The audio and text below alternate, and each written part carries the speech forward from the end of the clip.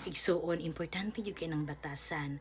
Dili bitaw but sabton kay nagampo na bitaw pug ko, consider na ning di na ko usbon ni akong paghahakog, akong pagkaisipan, akong pagkadalo, ang akong kamahukmanon, ang kani akong pagpanunglo, pagpamalikas, no? Basta okay ra ni siya basta nagampo ko.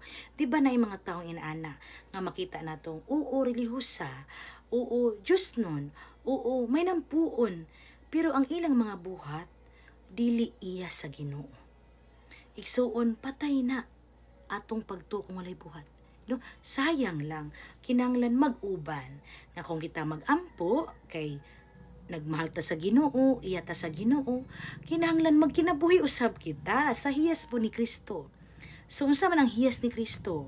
Maluluyon, matinabangon, dili madinumtanon, makapasaylo, hadlok manulting mga sakit nga pulong sa isig katao kay pinangga niya ang Ginoo ging isig katao.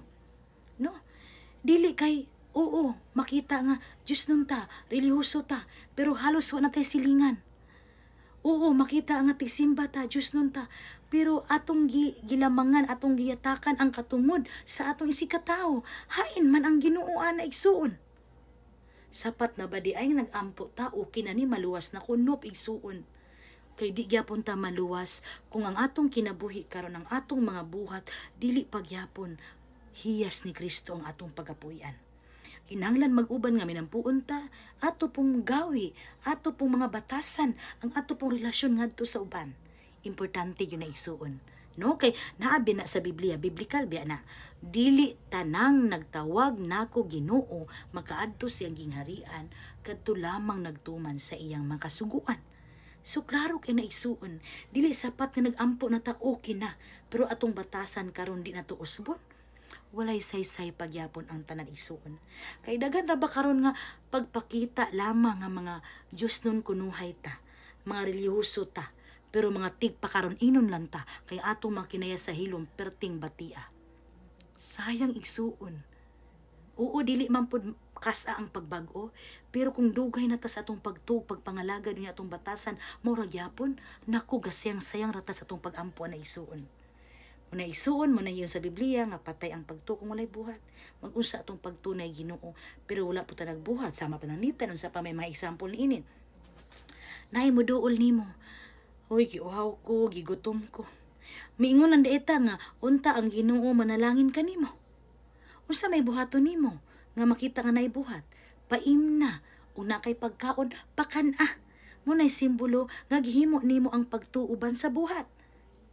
Tanaw na din nato ng mga tao karon nga ultimo ipalit og tambal, hilana ti nakapalit agi sa kapiki. Tanaw na nato na unsa man atong buhaton nga makatabang ta, tagaan nato paracetamol or biogesic para maulian. Munay simbolo sa buhat igsuon. No? Muna importante batasan ug ang atong kaluoy ngadto sa uban. Atong paningkamutan, atong kasing-kasing nga maluoy ta. Ug ang pagtabang sa atong isikataw, way pili, walay pinalabi, matarong nagdautan, dato nagpubri, pagkangalan nga tawo na may lawas ug kalag, igsuon nimo na parihat tag-amahan ug parihat ta nga nagbuhat nato nga mao gayud ang Ginoo. Muna igsuon dili sapat nga makita ang Dios nun ta relihiyosa ta, pero ang atong mga kinaiya hangtod karon bati gyapon, maningkamot yutang mausab na igsuon, kay di gyapon ta makasud og langit ana. Amen.